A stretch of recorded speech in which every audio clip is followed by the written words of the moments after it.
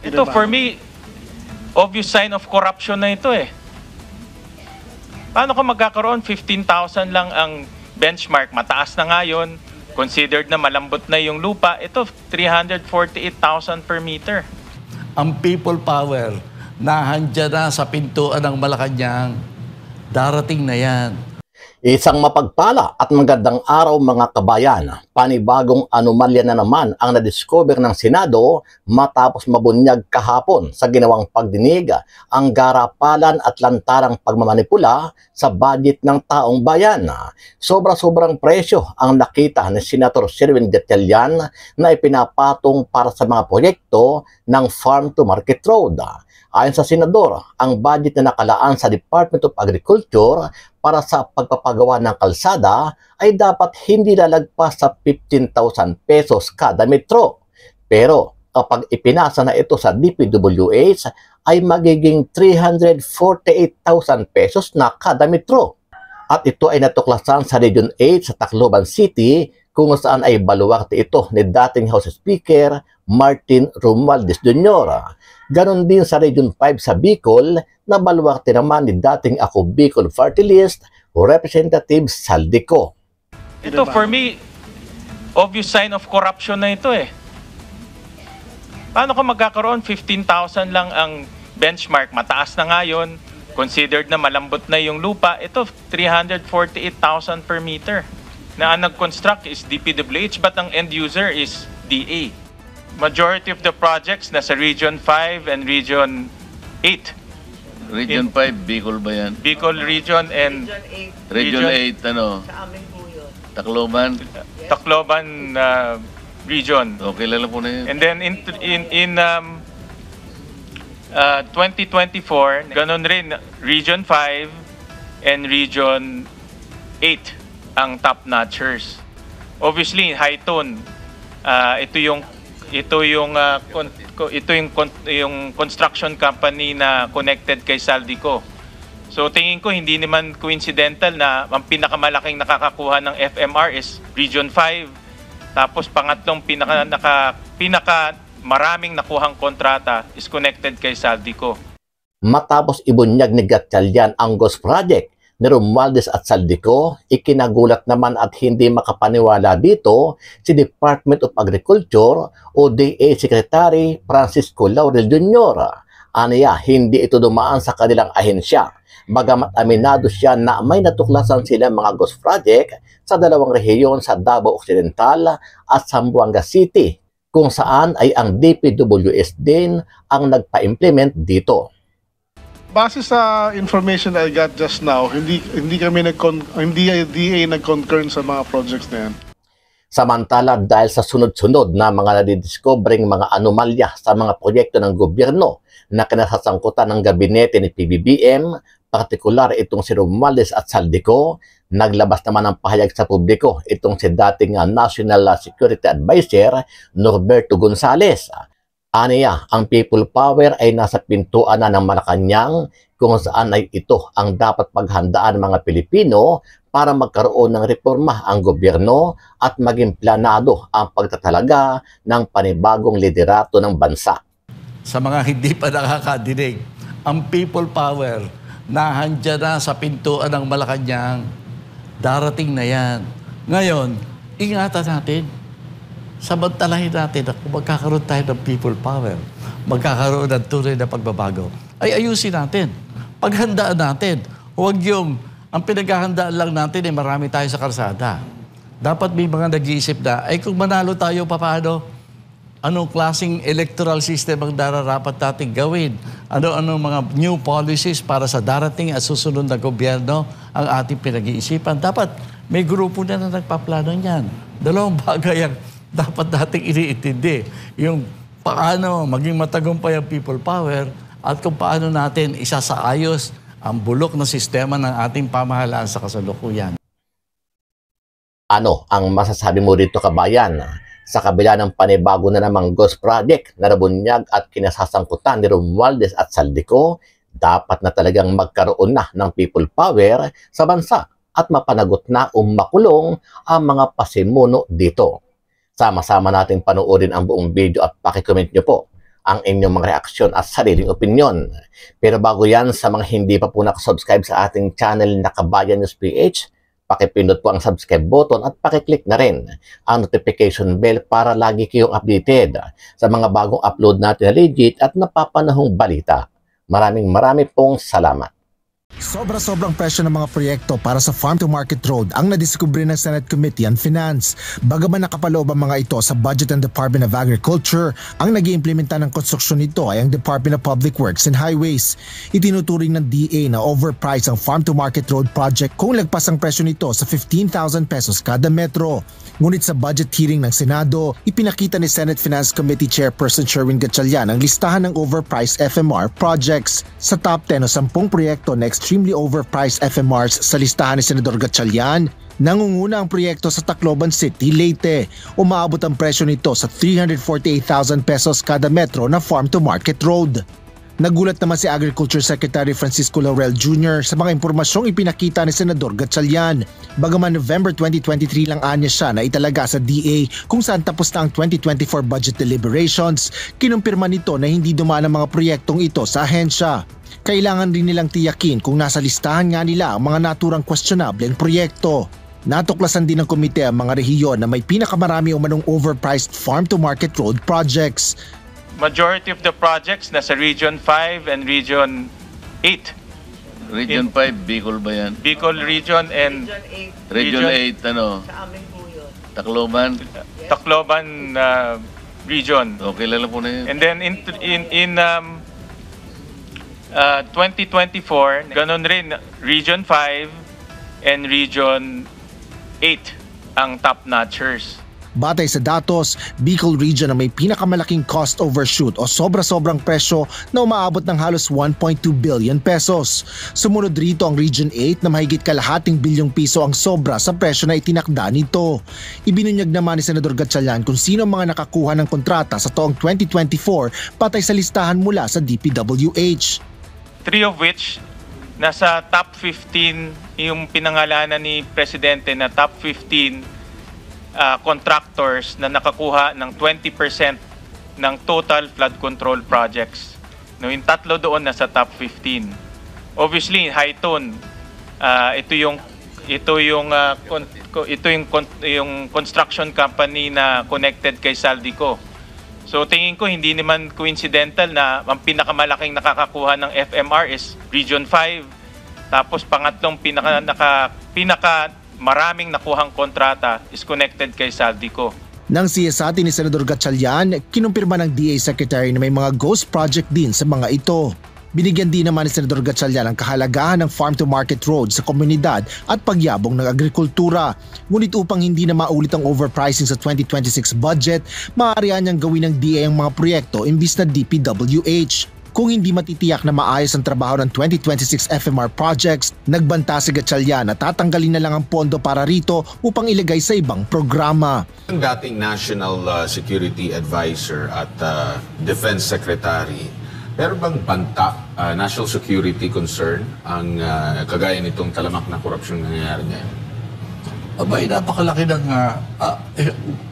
dapat nga pag-aralan lang mabuti kasi alam mo, gumagawa tayo ng mga pag-aaral para masabi natin na particular issue o a particular concern ay national security threat.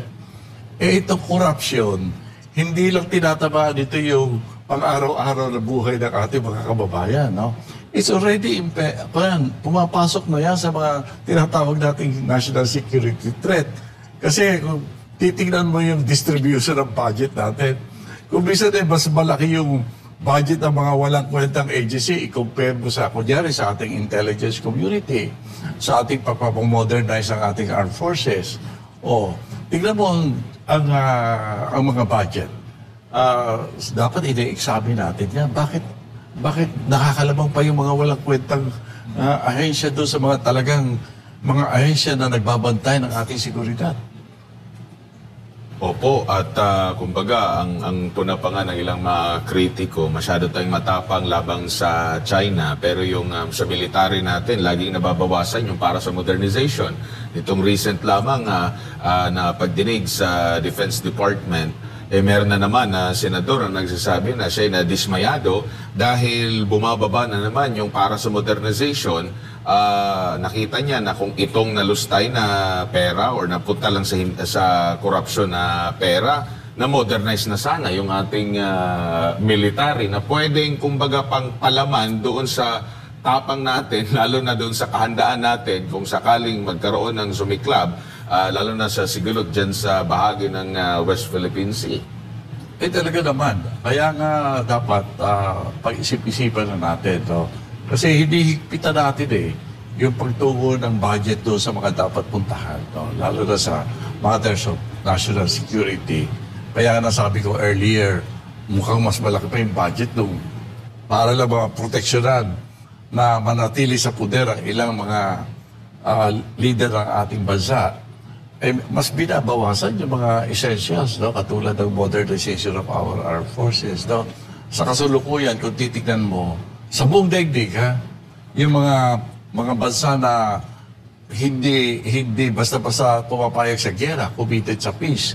And yet, they are increasing their budget for their armed forces in a very dramatic manner. Ang taas ngayon ng kanilang mga budget allocated for yung kanilang sarili pagtatanggol ng kanilang sovereignty. Dito sa atin, medyo palagay ko, bagaman may mga magaganda ng indication, kinukuripot pa rin hanggang ngayon.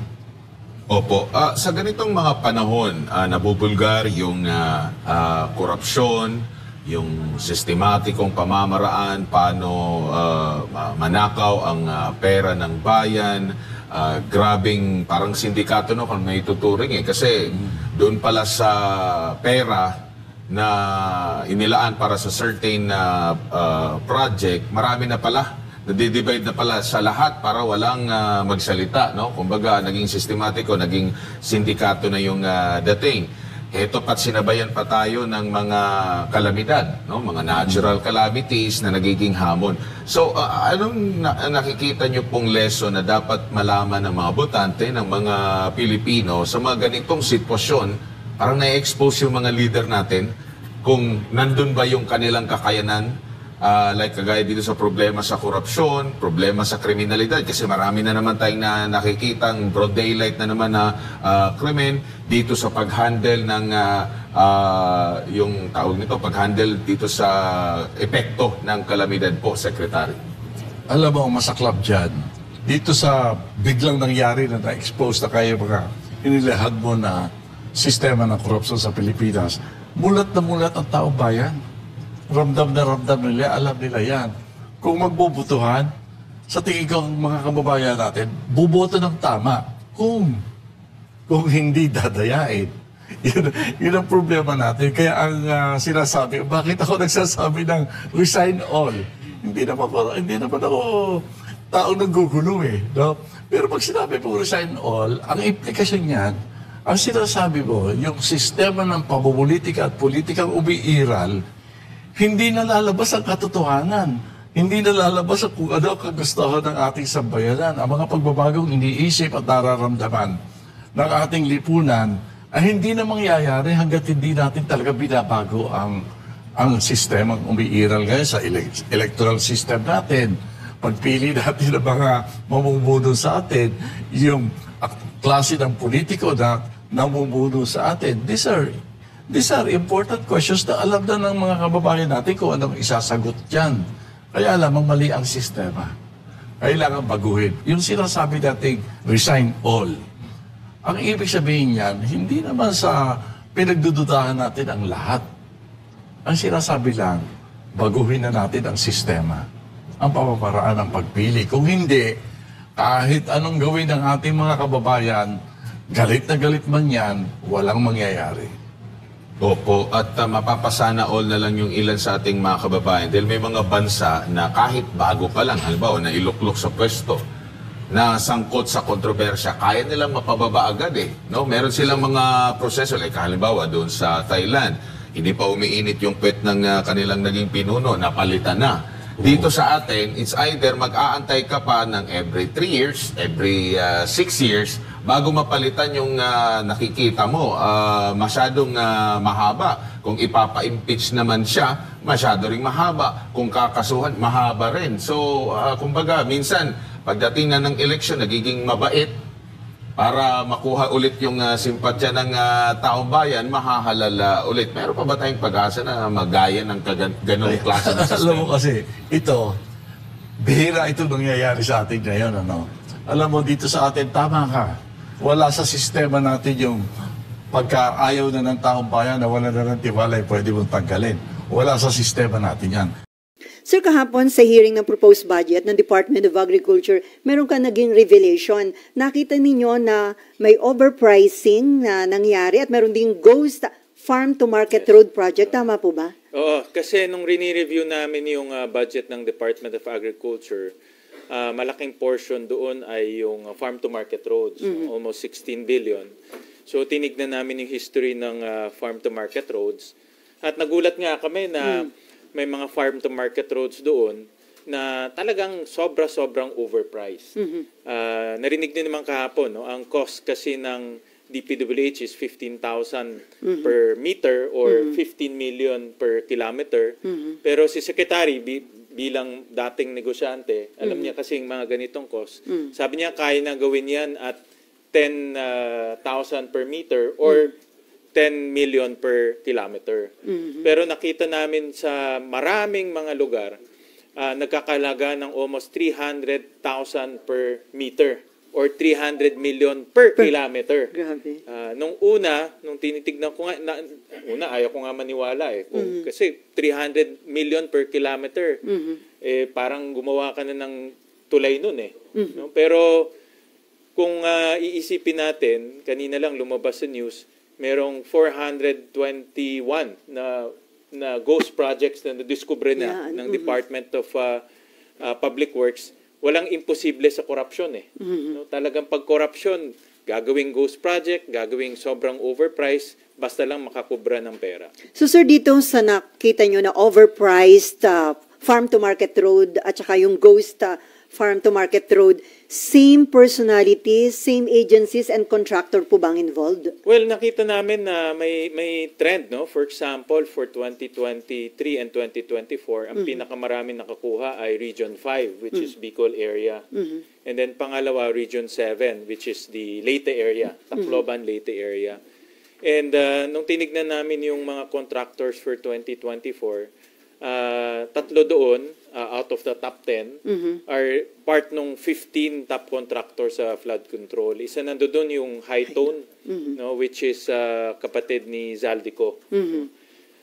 So, para sa akin, hindi coincidental ito lahat. No? Pero isa rin nakikita namin na itong mga contractors ng flood control, hindi limitado sa flood control. Meron rin silang project sa FMR. Tingin ko may projects pa sila sa kalsada, may projects sa irrigation. Hindi pa kasi pumapasok yung budget ng NIA, irrigation. Tingin ko meron rin doon. So yun yung mga hinihimay namin ngayon. So sir, considering na parang the same person, the same personalities and agencies ang involved, sa tingin nyo dapat isama na rin ng Blue Ribbon Committee sa investigation itong issue sa farm-to-market road? Ako personally, I will recommend sa Blue Ribbon na tignan itong farm-to-market roads kasi nga parehong mga contractors eh. No? At i-recommend ko rin sa ICI na tignan rin nila itong farm-to-market roads kasi nga unang-una sobrang overpriced from 15,000 per meter naging 300,000 per meter. Talagang garapalan na yung overpricing.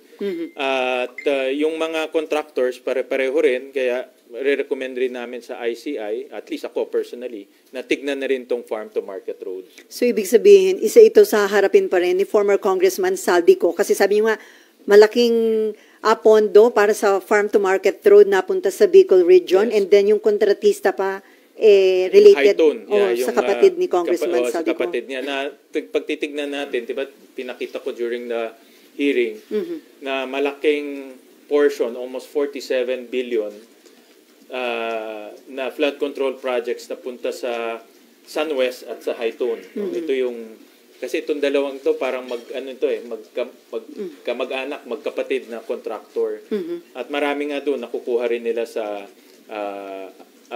unprogrammed appropriations. No? So maganda ma-expand na rin ng Blue Ribbon at ng ICI yung investigation.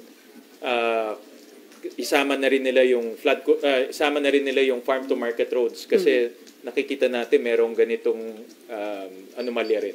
Pero sir, hindi limited sa Bicol Region. Nationwide din po ito na may anomalya sa FMR? Nakita namin may overpriced halos all regions eh. No? So, yun lang nga, pinakamalaking nakakuha ng farm to market roads ay sa Bicol area. So dahil overpriced, nagsuffer po yung quality ng FMR? Well, umiksi. No? Kasi, dasalit na malahabang... instead na mas mahaba, sabi nga ni Secretary kahapon, which validates our, na imbes na, let's say, 10 kilometro, nagagawa nilang 1 kilometro o 2 kilometro. Kaya nga isa sa recommendation namin, ibigay nilang sa Department of Agriculture yung pagpapagawa ng farm-to-market road. Sila na magpa-bid out. Kasi sa ngayon, ang DPWH ay kompromiso na yung kanilang mga tauhan doon.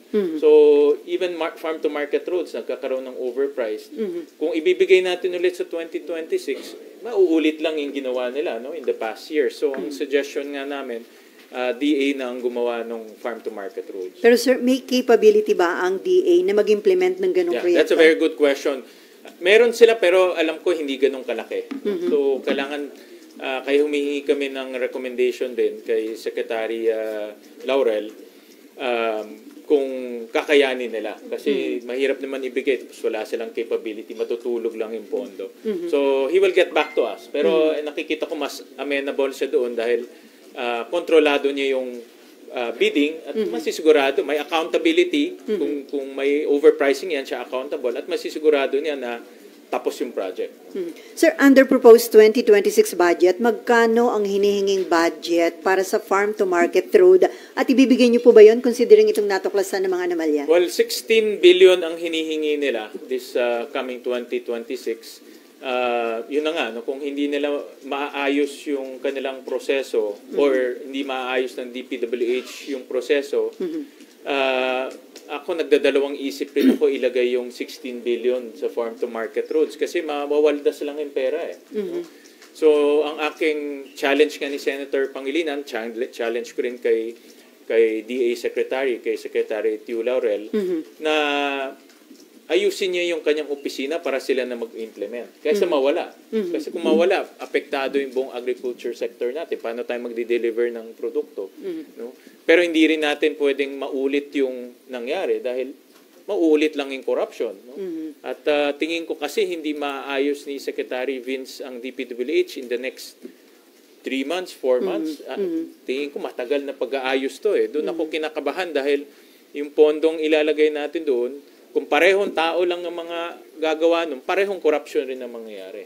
Yung nga sana itatanong ko, sir, kumbaga bakit ililipat sa DA? Ibig sabihin, under Secretary Vince, parang hindi pa rin kayo kumpiyansa na maayos itong may papatuloy. Kumpiyansa naman ako kay Secretary Vince. No? Nakita ko na siyang magtrabaho.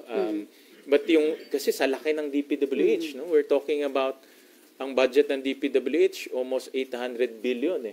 No? So marami, thousands yung kanilang tauhan doon.